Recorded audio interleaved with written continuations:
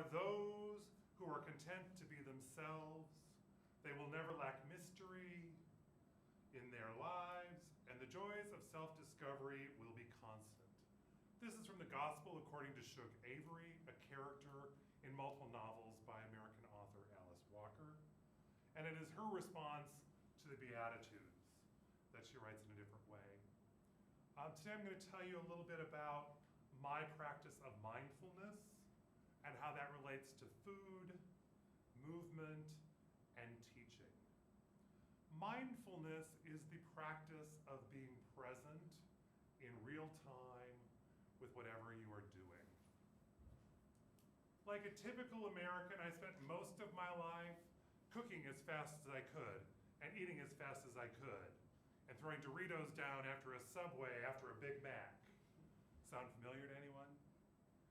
So about 6 months ago, I started a new way of eating, of being mindful, of getting up and taking the time of preparing breakfast, measuring out a cup of yogurt, counting out 15 blackberries, and then 12 raspberries, and then measuring out a quarter cup of cereal to put on top.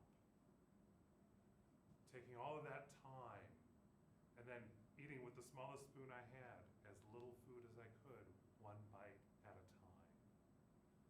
Until it took me about 45 minutes to eat a bowl of yogurt and some berries.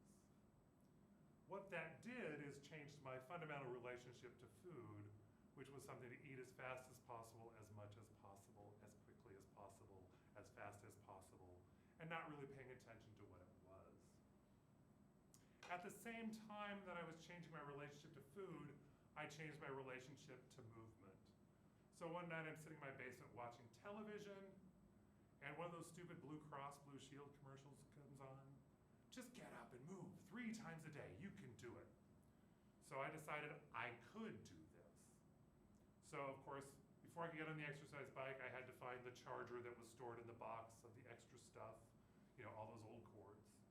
I plugged it in, and the first time I made it 3 minutes. And then the second time I made it 3 minutes.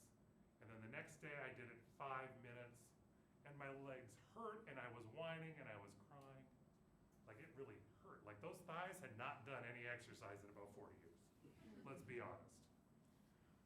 So then what I realized was if I actually focused on why those muscles were stressed, and if I just focused on that pain and kept working with it, that it would get better. And by May, I was exercising 45 minutes on the stationary bike 3 times a day at a vigorous pace. So really did change that, and that is my time to be with me.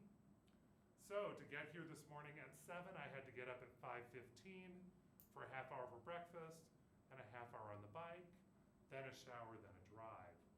But that is what is really important to me, is being present with my body while it moves and while it eats. In addition, I've changed how I teach in the last year. I've given up on rules. I've given up on expectations of students to the best of my ability. I can't completely do that, but I try to get here every day and really be here.